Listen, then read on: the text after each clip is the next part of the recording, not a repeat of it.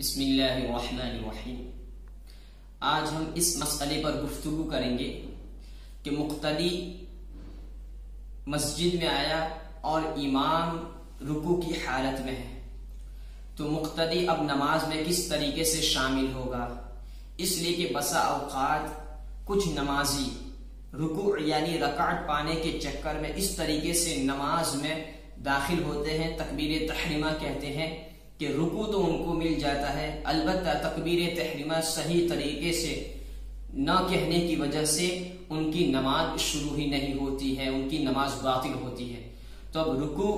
امام رکوع میں ہو اور مقتدی آیا ہے تو مقتدی کو نماز میں کیسے شامل ہونا چاہیے؟ تو اولا جب امام کو رکوع میں پایا تو مقتدی کے لیے کیا کرنا ہے؟ مقتدی تکبیر تحریمہ کہنا ہے، اسی طریقے سے تکبیر رکوع بھی کہنا ہے، اور اگر موقع ملتا ہے تو اس کے لیے ثنا بھی پڑھنا ہے۔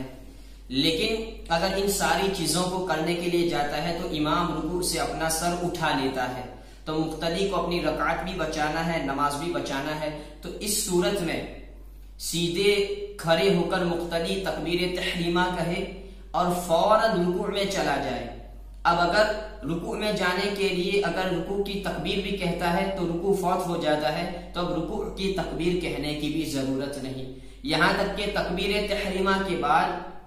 ہاتھ جو باندھنا ہے اگر وہ ہاتھوں کو باندھنے جاتا ہے تب بھی امام رکوع سے اپنا سر اٹھا لیتا ہے، تو ایسی صورت میں مقتدی کے لیے ہاتھ باندھنے کی بھی ضرورت نہیں ہے، سیدھی حالت میں کھڑے ہو کر تکبیر تحریمہ کہے اور فوراً رکوع میں چلا جائے۔ رکوع اگر اس کو مل گیا تو اس کو وہ رکعت بھی مل جاتی ہے، اور اگر پہلی رکعت ہے تو اس کو تکبیر تحریمہ اس کو تکبیر اولیٰ کا ثواب بھی مل جاتا ہے۔ لیکن ایسی صورت میں ایسی حالت میں قابل غور احتیاطی مسئلہ یہ ہے کہ بہت سے نمازی اپنی رکعت پانے کے چکر میں تکبیر تحریمہ اس حالت میں کہتے ہیں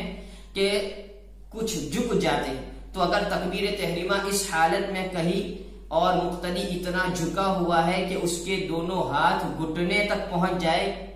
تو ایسی صورت میں کہی ہوئی تکبیر تحریمہ صحیح نہیں، اور ایسے نمازی کی نماز بھی صحیح نہیں ہوتی ہے۔ لہذا امام کو رکوع میں پانا ہے تو اس کے لیے ضروری ہے کہ تکبیر تحریمہ سیدھے کھڑے ہو کر کہی جائے۔ تکبیر تحریمہ کہتے وقت مقتدی کے لیے اتنا جھکنا کہ ہاتھ گھٹنے تک پہنچ جائے، اس کی قیام نہ ہو پانے کی صورت میں نماز یہ صحیح نہیں ہوتی ہے۔ وآخر دعوانا الحمد للہ رب العالمین۔